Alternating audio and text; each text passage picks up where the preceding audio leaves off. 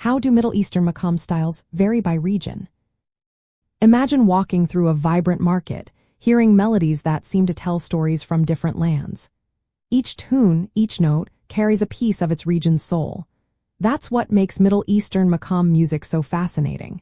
It's like a musical map of history, culture, and spirituality. But did you know that these maqam styles change from place to place? They adapt to local tastes, traditions, and beliefs. Let's explore how these differences shape the sound and feel of maqam music across the Middle East. In the Arab Mashriq, which includes Egypt, the Levant, and Iraq, maqam music is deeply linked to Islamic practices and classical Arabic traditions.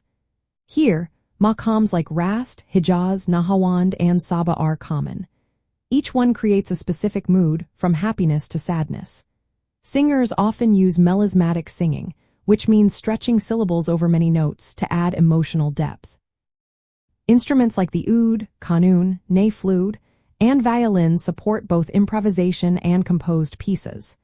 Egypt's popular style, called shaki, blends sacred maqam traditions with secular music. Singers like Kulthum used maqam melodies to evoke deep feelings, whether in worship or entertainment. Moving to the Arab Maghreb, which covers Morocco, Algeria, and Tunisia, maqam styles here mix Arabic modes with local Berber and African sounds. Rhythms tend to be more complex and syncopated, reflecting local dance and ritual traditions. Spiritual music often has a trance-like quality, especially in Sufi practices. Instruments like the oud are still used, but percussion and vocal styles differ, emphasizing community participation and spiritual connection. The rhythms and modes help create a sense of unity during religious ceremonies and celebrations. In Persia, now Iran and parts of Central Asia, the system is called dastgah. It shares roots with maqam but has its own way of organizing melodies around central tones and intricate modulations. Persian spiritual music uses techniques like tahir, which involves rapid voice oscillations, to evoke mystical feelings. Instruments such as the tar, long-necked lute, and ney support both singing and instrumental improvisation. Persian music often emphasizes introspection and mystical contemplation, with modal shifts guiding listeners into a reflective state. Turkish maqam music combines Arabic and Persian influences but introduces unique ornamentations. Rhythms, called usul, are often longer and more complex. They underpin spiritual ceremonies like the Mevlevi Sufi whirling dervishes. Instruments like the saz, ney, and qanun are essential. Turkish maqam often serves spiritual purposes, guiding meditative states through modal shifts and rhythmic patterns.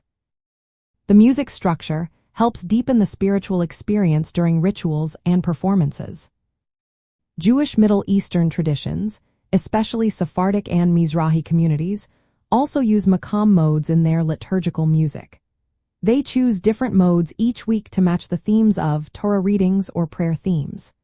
This practice makes maqam an integral part of religious worship, helping to elevate the spiritual atmosphere and connect worshippers to their faith through melodic expression.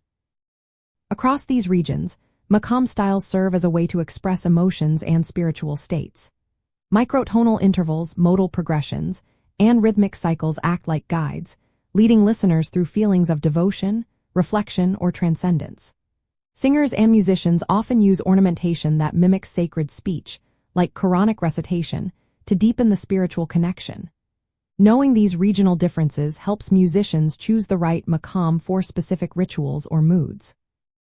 It also keeps cultural identities alive while allowing music to serve as a bridge to spiritual experiences. So, even though the core principles of maqam remains consistent, each region's style offers a unique flavor, shaped by its history, beliefs, and traditions.